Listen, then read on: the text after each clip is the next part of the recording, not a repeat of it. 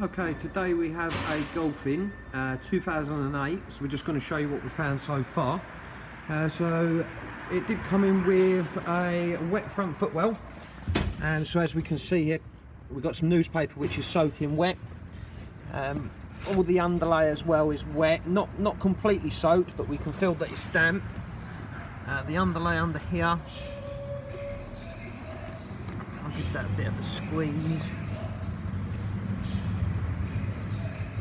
So we can see that it's wet there as well. Coming onto the back, if we just lift this back carpet up. Okay, so we can see the discoloration in the bottom of the underlay. And once again, this is all damp. So we've got water under there and we've got water in the bottom. We can also see that there's been water underneath the rear seat. If I just quickly show you the rear seat. If I just put this up a second, and we can see the bottom seat here looks wet, so if I give that a squeeze we can see that that's full of water there. Coming round to the back, if we just quickly go in here, just turn our light on. Right, okay, so we've got an air vent behind here.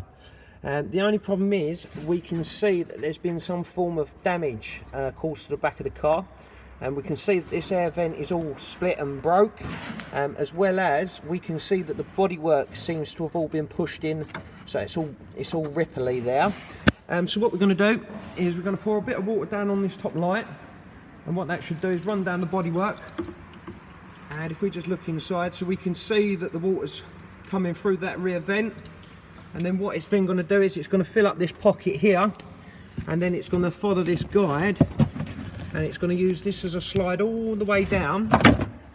And if we just remove this back towel, so it's then working its way down here, as we can see. So this is a pool of water just here. And then what it would eventually do is get to this end weld, and then it'll run down underneath the back seat, as we can see. So that's what we've found so far on that one now.